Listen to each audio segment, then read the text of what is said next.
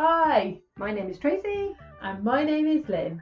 and together we are are Bollocks and Balls. We like to chat And boy, can we chat. about the bollocks and balls. Mainly in our heads, but also about life in general. After all, it's good to talk.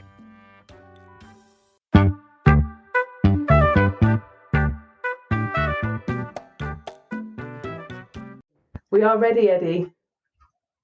We're on. Do you want to press the button for that? See, technology and us too. Is that right? Yet again. I feel like Oh, is that? Oh no! What? No, go away! Shush! What's that for? Silly thing. I'm at the races today. You look like you go to races today like this. It does feel like I that. feel like I'm going to commentate on number 7 coming in. We have a winner. It does feel like it. Or we're going to go around presenting it, shove it in people's faces. People won't know what we're talking about because they can't see us. No, they won't.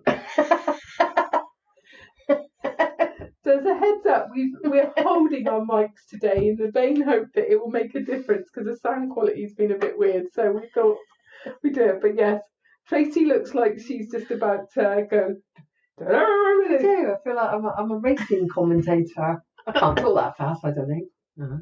I don't know, that's a knack doing that. Yeah, absolutely. Brilliant. Love it. Yeah. Love it. So how's your week been? A couple of weeks been? Yeah, well, we've had lots going on, haven't we? Because we did our little trip to London. Yay! That was cool. Eventful? Yeah, it was eventful. Thought-provoking was the word. Yes, it was definitely that. Words. It was, wasn't it? Yeah, it was. It kind of, I think it definitely gave us a bit of a lesson, didn't it? Or more than one lesson, probably. Yeah, I think we did all right, really. I think you did really well. Yeah. Because, things didn't go to plan, did they? No, not at all. Not from the minute we arrived, really. No, not really. Yeah, it was interesting. Yeah. But like you say, it was made us go with the flow. Yeah. And had that been a few years ago, I'd probably lost my rag. Yeah. Especially the hotel. Oh, yeah. Nothing was ready. No. Had a lucky towel. Because they didn't have any other towels in the building. The only towel in the building, so I was extremely lucky, apparently. Yeah. It was brilliant. It was. Yeah, like you say, it didn't go right. Apart from the gig, that was the only thing that went right. Well, apart from nobody sitting in their seats. And I don't mean sitting because I don't agree that people just sit in their seats at a gig, and I don't mind people getting up. But we were right by the stairs, weren't we? Wow. Everybody and their bloody sister was up and down those stairs. Yeah. Why do people go to gigs and then go to the bar and go to the toilet all night? I don't know. But to be often. Oh, Jesus, this is not going to go. Here we go. To be honest, sometimes it was a lot of the same people. I know. It was bizarre. I'm sure they must have missed at least half that gig. It was very strange. Why'd you pay to watch something and then you don't watch it? I don't get it. No, me neither. Don't get it. Not going to lie. Me neither. But yeah, it was good. But like it was good. I mean, I couldn't take my eyes off Johnny Depp, so I wasn't going to budge out my seat. She was swooning over Johnny Depp the whole time. Yeah. It was all I could do to keep her jeans on so she didn't throw her knickers at her. It was good. I loved it. It was good. It was amazing. I loved it too. It was a really good show. And I have to say, I don't know how old Alice Cooper is, but he's pretty good age. Yeah, he's well in his 70s, old Alice. Still got a good voice. Still got a good voice, still a good showman. Yeah. Yeah, definitely. Yeah, it's brilliant. It was fabulous. Brilliant. It was absolutely amazing, wasn't it? And then we ended up in Highgate Cemetery. Yeah, that was amazing. Absolutely amazing. It sounds really weird when you say you go to a cemetery and it was beautiful and it was amazing. But it just was. Yeah, it was. I don't know any other words to use. No. And none of the words do it justice. It was, yeah, I really don't know how to explain it. I don't know. It had a beautiful energy about it. It was an amazing energy about it. It wasn't, and I know that again, that sounds like you say, that sounds like a weird thing to say, doesn't it, about a cemetery? It does. But it did. It had a really lovely energy about it. I think we'd definitely go again. Oh yeah, because we didn't have long there, did we? Because it was our last day, so we were sort of aware of time. But I'd love to go again and just wander the whole thing properly, because we sort of stayed on the main path, but there's lots of other little paths you can take, isn't there, and just take it all in, which again sounds really bizarre. But honestly, if you get the chance, anybody, just go and have a look. And I didn't realise it was as big as it was. Like you say, you walk around the main path, so you see the main bits, so like Karl Marx and all the big tombs, don't you? Yeah. But you don't realise how, actually, when you look in, there's like... You just look through the trees, and there's just hundreds of them through the trees. And graves, and yeah. And there's like little walkways in between all of them that you can go up. But like you say, you could probably... When we asked the lady how long it took, she said, depending on like how you walk and how much you do, she said probably about half an hour, an hour. But we were in there. We've been that first bit longer than... Yeah. So you could spend a lot of time in there, just like looking, and it was incredible. It was a beautiful thing, and it kind of just got us to thinking about, isn't it? What would you put on your gravestone? What and the fact that we all end up either in a set of ashes or in a box in the ground. I know, so why do we worry so much about ourselves? And I did think the sad thing was, like, probably most of those gravestones had a name. Yeah. And then had a profession. Yes. And then had father, brother, son, whatever. Yeah. And then a few words. And it just goes to show how people think that profession of who they are is the most important thing about them. Yeah, that defines them. Yeah. That says who they are. And yet, there's a whole graveyard of graves, most of them, even of those famous people, forgotten. Because some of them were, we recognised them, but you had to look really hard at the writing. Yeah. And I don't even know how to put it in words. That's the thing, isn't it? Because, there were people cutting the grass and stuff like that, but they don't naturally tend the graves, do they? No, I mean, the graveyard itself was really well looked after, wasn't it? But they don't tend the graves. That's for loved ones to tend the graves. But not everybody's loved one is going to do that, are they? No. And after a time, that diminishes in any way normally. Yeah. If you don't have that line of people who do that. No, because that's not everybody's thing, is it? Then it's just forgotten. Yeah. And gets overgrown then. Yeah. But like you say, and then it presents that thought, it doesn't matter who you are or how much money you've got or, how famous you are or what you did for a profession. No. You're still in that. Yeah, you're still in that position. Yeah. Yeah. And like you say, it was just that, philosopher, lecturer, teacher, all that kind of thing. And then, like you say, isn't it? Then it would say mother, son, brother. Yeah. Yeah. Sister, whatever. Mind you, we did find a couple of funny ones. Oh, I can't remember his name. I think it was Daniel somebody.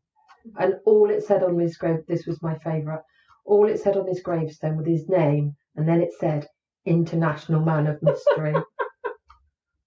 Epic. That was epic. See, it's things like that, right? That's brilliant. I just think that's amazing. That's brilliant. That made you and me laugh. I have not forgotten that. No, and we're not going to forget that. And the chances are that everybody who's ever read that gravestone, it's made them laugh. And I don't know who he was. I mean, I didn't recognise his name, that he was somebody that I should recognise. So he may have just been in his world, just an ordinary person. Yeah. You know, But what is ordinary? But he clearly had a sense of humour, didn't he? That it was going to go downwards like. It's brilliant. But that's it, isn't it? Yeah. You've got a sense of humour, so display that. Do you know? Yeah. It is a gravestone. And that, even like we saw, there was a big grave, wasn't there? Great, huge headstone with these like big books that looked like sort of a bookshelf, and they're gradually toppling over. And you noticed it. I couldn't even read the writing, and you realised that was Jeremy Beadle. Yeah. And I don't know where. I mean, our age, we remember it. Watch out, Beadle's about. He was an absolute prankster, wasn't he? Yeah. And we spotted the grave because it was a bit different with the books. But when you think in his lifetime, he spent his lifetime making people laugh. Yeah. But his grave is there really forgotten because it obviously is, you know, like, I mean, I tend family graves and we give them a brush and a scrub and some, you know, water and that, keep them clean. But that wasn't. So you could hardly even see the writing. So I don't know, forgive me if your family and you do go there, but unless you really looked at it, you couldn't see who it was. And then it was that simple little headstone, with a name and that written on, that is the one that that makes us laugh and the one we remember of the whole day, more than any of the others. This is it, isn't it? So like, you can say you're a philosopher and you're a doctor of whatever. Yeah. But the one we remember is the one with a sense of humour. Yeah, so, and don't even know who that person is. No. But like you say, clearly that was a big part of him. And it's brilliant. But brilliant. And if he's watching from below, he must get some real kicks out of everybody watching his grave going, oh my God, that's really funny. Yeah, it was great. And the other one was that big gravestone, and it had carved in it, dead. Yes. The words were carved out of the stone. It was huge. Yeah. And it read, didn't it? Like running downward in like a step thing. Yeah. DEAD. Dead.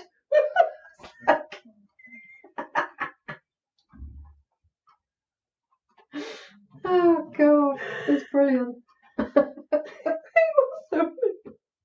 Because you are. It's just like. Yep. Yep. It's, but that's the thing, isn't it? I love that. That's great. That's absolutely great, and I love that people feel that they can do that. Yes, because it is definitely one of those things, isn't it, where you think you should maybe write something profound or emotional or, you know, a bit boring, dare I say it. So that I think that's great that people feel that they can do that and put that, and that's okay. Yeah, but like you say, it is okay. But it is okay. But it's okay to be yourself. Yeah. And that person, whether that's ashes or a person down there, is just being themselves. If that's how they were in life, why can't they carry that on in death? Absolutely. Absolutely. Why do we have to get all meaningful and mournful? I know. Because I get it sad. It is sad when we lose people. But we should celebrate. We should still celebrate people. But I think that, like you said, I am not knocking grief at all. But if that person was funny in life while they were here, why can that not be carried on? Yeah. Because people are afraid to, in a sense, because it's not what we should do. We should mourn. I think we're coming out of it more now. I think people are better with grief now than they used to be. Because, I mean, years ago, you would have to be in black. You would have to spend so much time mourning. You were really condemned if you sort of got on with your life, if it was too soon. So I think we're getting better. But I still think we've got quite a way to go with it, where people feel enabled to just be themselves in grief. People even feel guilty about getting on with their life and laughing when they should be grieving. But that doesn't mean you're not grieving. Grief is a never-ending process. Absolutely. It's not something you suddenly get over. No, not ever. You learn to live with it. Yeah, but it's not like one day you think, I've got over it today. No. But I think there have been so many traditions and things that in the past that was the way it was done. I mean, we're on a change now, aren't we? What a big subject. We did talk a lot more big shit.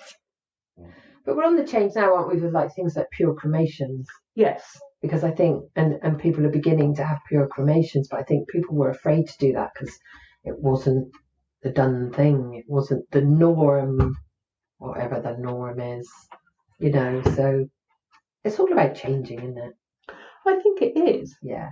And it has to be what you want. And like you say, there are lots of options out there. Yeah. There has to be lots of options out there. It's absolutely okay. I remember helping my mum organise my dad's funeral. And my dad used to sing daft songs all the time. And, things like My Old Man's a Dustman and stuff like random stuff like that. And I was up for doing that. No, my mum wanted. It wasn't the done. It wasn't the done thing. It was a funeral. That's not what you'd. My dad would have pissed himself. Yeah, I think people are getting better at it. Definitely. But yeah, like you say, it's not the done thing. No, we're very. But they are, like you say. I went to a funeral of a person I used to look after, and he had a minion coffin. Oh wow! It was epic. I love that. He was into his minions, and he had a minion coffin. It was epic. That's brilliant. And we all had to wear yellow and blue. Love it. That's great. So that's what he wanted. He'd made those actions made that really clear before he went. Yeah. So that's what he did. He had a minion coffin, and we all wore yellow and blue. That is brilliant. I love that. That's great stuff. My husband used to joke he wanted a Viking funeral. And oh wow. Yeah, and that the boys were supposed to make a raft for him and then set him alight and send him down the Tone. Oh, can I come? I don't know just what happens when he hits French where he gets stuck. I'm not sure he's diving in to carry him, pushing him down. Oh, that's brilliant. I love it. See, I'm not bothered. Now he's decided, he's found something, he wants to go up into space. Apparently your ashes can get shot up into space and then it gets released, so you're forever floating around space. Some people have fireworks, aren't they? Yeah. Mm. I know, see, we could go on this subject now. It's great, no? We did have a conversation as well, didn't we, about George Michael? Because he's buried there. And you'd watched I don't know whether you guys have watched it, but on Netflix there's like a documentary about Wham. So after we'd been to Highgate, I watched that. And that was really sad because poor George Michael spent his whole life trying to validate himself that he was good enough to write songs, trying to get number ones and all that, and in his career. And obviously he couldn't come out because it wasn't done in the 80s, no. and then so he could never be himself. And that was just really sad. And then his grave isn't even in George Michael's name because that was his stage name. It's in his real name. So sadly, the only time he could be himself was when he was buried. Yeah. How sad is that? And the thing is, unless you know his real name, we wouldn't have known it. No, the man in the cemetery told us. Yeah, this is it. He told us. I wouldn't have known that was him. I didn't even know he was there. No. I had assumed that he was still in America. Yeah, no. But like you say, that's it. And nobody, unless you, like you say, unless you meet the man who lets you into the other side of Highgate Cemetery, you're not going to know that that's George Michael there. No. But like you say, all that striving. He strived his whole because he didn't think he was good enough. No. And he wanted the #1 songs because that validated that he was good at what he did. Yeah. And he just could never be himself, which obviously had, messed his head, didn't it? Yeah. And it is really sad, isn't it? It is. Yeah. Yeah, really sad. Because, like you say, that's the only certain thing in life we've got. It's the only certain thing. The only uncertain thing is we don't know when. No.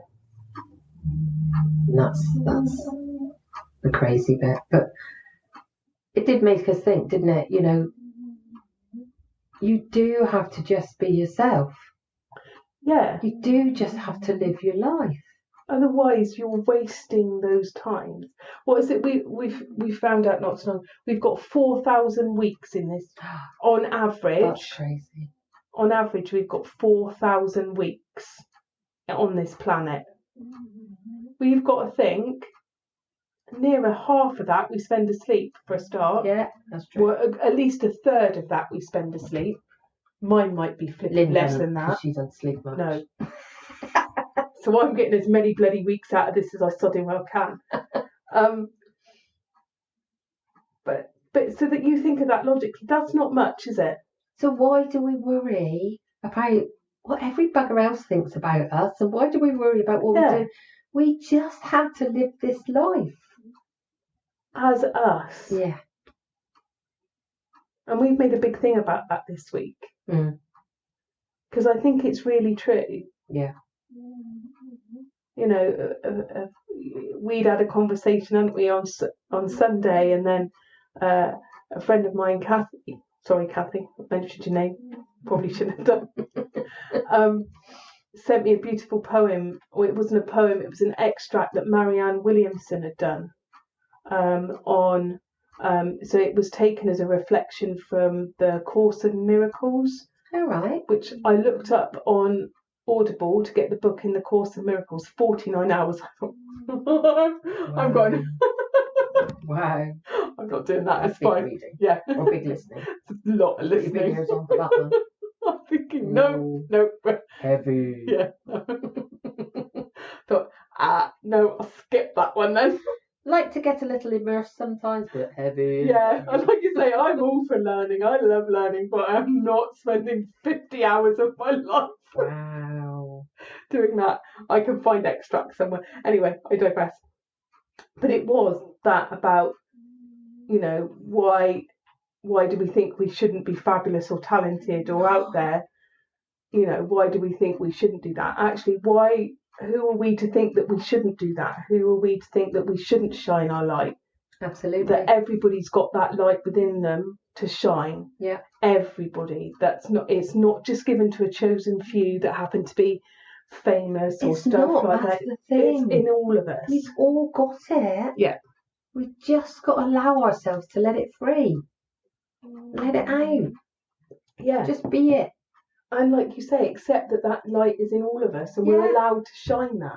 Yeah, like Andy Cope says, you just turn up as your best self every day. Yeah. Don't save the special pants. No. Wear them every day. Yes. This is it, isn't it? Every day is special. Yeah. We're special. That's, every day is one less day of your 4,000 weeks. Yeah. Yeah. So you have to rock up as you. And we all do it, don't we? When we have, family funerals, we all go, we should get together more often. We've got to live life. We do it for about a fortnight. Yeah, exactly. And then we don't. And then life takes over. And then we think, oh, it's not important. And then it is. Very.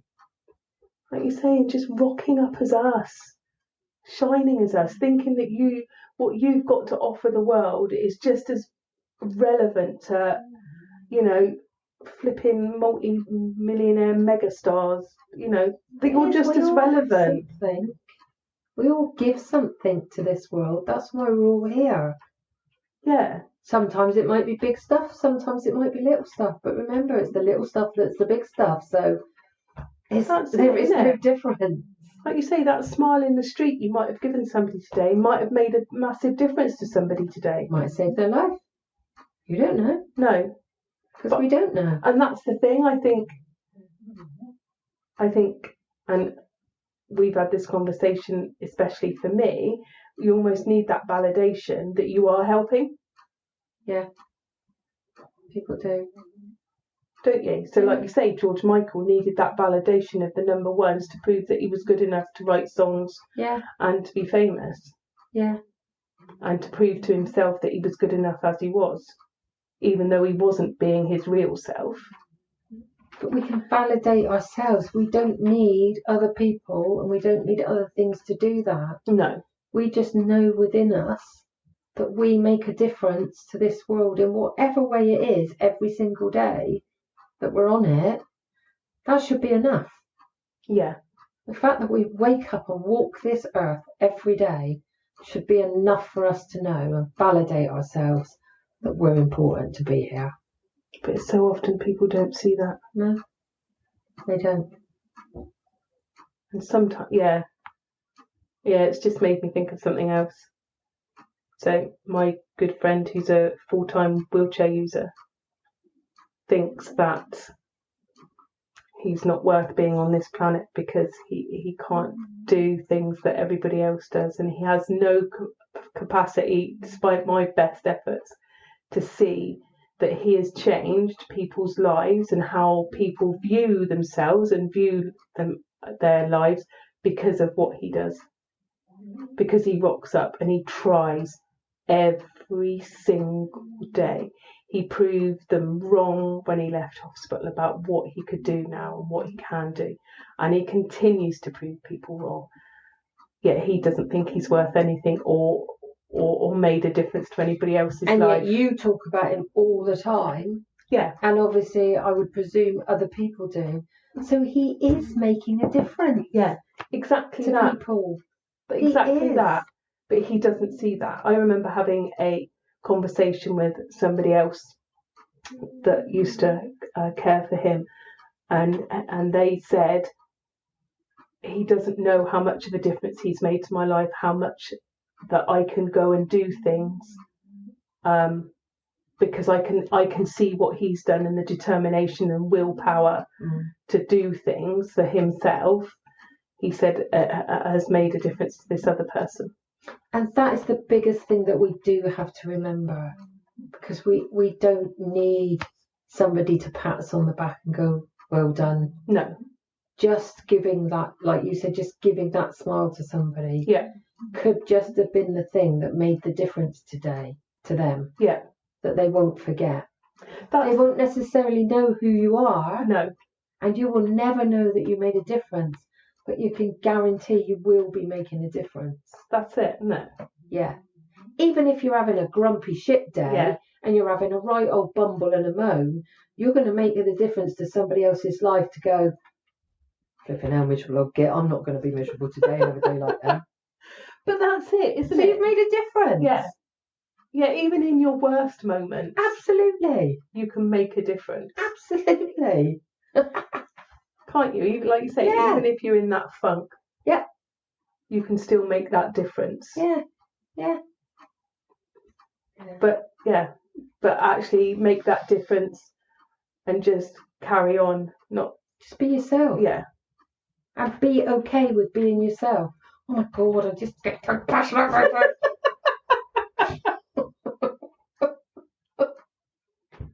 But it's just true. want everybody to spring out the front door and go, yay, look at me! I know. Oh, wouldn't it be amazing if everybody would do that? And also, like you say, accept when you're not having a funk and be happy having a funk. Yeah. And being a miserable might bastard be having a day. funky day, but you're still here. That's it. What more do you need? Do you want? Whatever. That's it. But it doesn't. But doesn't having matter. a funky day does not matter. No. it We doesn't all make love them. we all, like you say, it's learning to go with that ebb and flow. Gotta have the ebb and flow, not the straight line. Straight line means you're dead. flatlining. Gotta have a bit of ebb and flow. We need to figure a dance to do that, you know. Ebb and flow. Yeah, that'll make a good one. But yeah, doesn't it? You know, Yeah. that having a shit day is okay too. Absolutely. We're not expecting you to skip out the fucking door every flipping day going, woo! Shit days do not mean you are shit. It's just a shit day. Yeah, exactly. And shit days will pass. And they happen. They happen to everybody. If you Oh. think they don't happen to everybody, you're living in Oh, cloud they cuckoo do. land. They absolutely do. Everybody's got them. Yeah. Even if Instagram tells you they haven't. Yes. They do. Their amazing Instagram profile and pictures make them look like they're having an amazing day every single day. No. Trust us, they're not. Nobody does. It's bollocks. It is bollocks. Yeah. It is all bollocks. Yeah. And like Paul Cope says, we're all flawed humans. And that's okay. We love Paul. But it's true, isn't it? And just Yes. embrace that weirdness, that whatever it is, that's you. Doesn't matter. Whatever you fuck up as, it's fine. It's you. That's it. We're all just us. Yeah. Doesn't matter what you look like, what you sound like. And at the end of the day, right, you can do all the good stuff, Yes. and it's brilliant. Yes. When you fuck up, you make everybody laugh, and it's what everybody remembers. So let's do it. Exactly, Let's isn't do it? It's true, isn't it? That's the thing. Because the default, it's funny, isn't it? The default is we love it. We all love having a laugh at other people's fuck ups and your own. Yeah. And yet we have this great barrier with it that we shouldn't do it. Yeah, but we all love it. But that's the thing, isn't it? And the best thing you can do is laugh. And yet we get this thing in our heads that these things shouldn't be happening. That makes no sense, does it? No, it doesn't. It doesn't. But yeah, I'm just thinking now, you know, how many, God, I remember my kids trying to do it. You know, when You Been Framed sent you £250 for sending in a video. Yeah. So what are they going to do? So they're going to create a video that sees them making a twat of themselves just to get 250 quid. Yeah. But like you say, we all find that hilarious. Yeah, but we're all scared to death of it in real life. It's funny, isn't it? Yeah. Yeah, see, we're all weird, so it's fine. But that's it. We are. Yeah. But it's just, it is mad, isn't it? Like you say, we find that hilarious. It is hilarious. Laughing about something means you don't attach an emotion to it. Yeah. So then it doesn't become a traumatic event. So it's just something funny that happened. Yeah. And we're not laughing at other people's expense, Oh, you know, no. in a horrible way. It's just natural thing. You know, if somebody trips, it's just natural to laugh, isn't it? Yeah. Because it's funny. Yeah, I'm one of those people. Me too. If you fall ass over to, I've got to stop laughing first before I come and pick you up. Yep. That's what friends are for. I can't help it. Some people I don't do it. John, I do it really bad with all the time.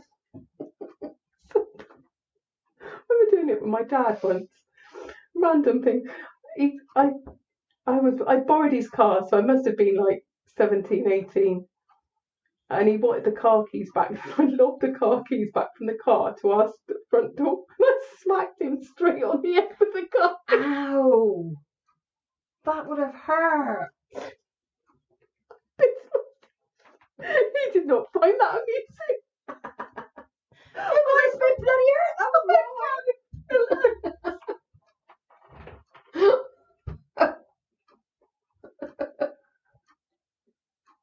And I hadn't intended, when I say chuck, I didn't mean literally I'm going to lob them at you because you want your car back. It was, I just couldn't be asked and I just chucked them at him.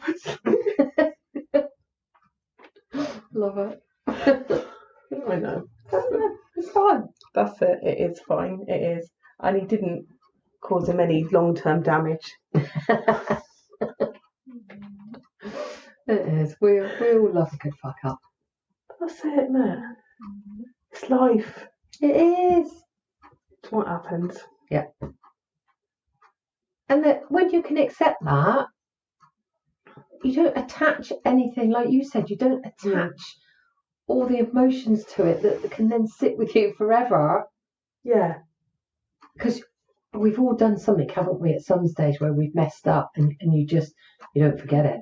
It's stuck in your head, isn't I know. This is it, where you think you've embarrassed yourself. Yeah. You've made an idiot of yourself. Yeah. Jesus, that stays with you for a long time. Whereas if we can just accept that that's okay and we can laugh at it and you just go past it, accept it and move on, it's then not stuck in a place. No. Because it doesn't have that attachment. And then it doesn't re-traumatise you every time a similar event happens. You're not bringing that back up again, are you? So you're not having those feelings again, are you? Just because we do it doesn't mean to say we're useless. No. And all those things that little sort of a voice then drags up with embarrassment, useless. Yeah. It's you shouldn't do that. Yeah. It's crap, isn't it? Bollocks. Certainly is, my lovely. Certainly is. Yeah. I love it. Oh, look, we've been going 35 minutes. Let's go now, then. Leave them to it. Right, me darlings, we'll love you and leave you. Don't forget, step out as you. Step out as you. We want you to shine. Shine your amazing, and even if you don't feel like shining, just be you. It's all right. And accept you for who you are. Yeah. Doesn't matter. You're all amazing. You are. We don't know all of you, but we guarantee you're all amazing. And you can guarantee that we would find you all amazing if we did know you all too. Yeah. So just go out there and do it. Yeah. Be you. You just never know the difference you make. No. And you don't need to know. No, you don't need to know. You just need to know that you do make a difference. Yeah. However big or small you do. By you being alive on this planet, you're making a difference. Yeah. And you're here for a reason. Absolutely.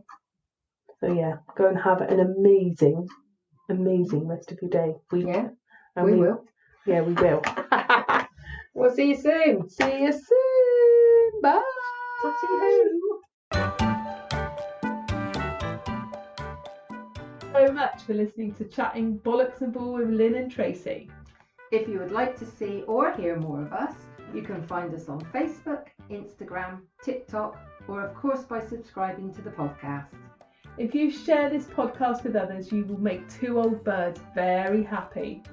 And finally, if you want more bollocks and bull in your life, and who wouldn't, then sign up to our newsletter. The link is in the show notes.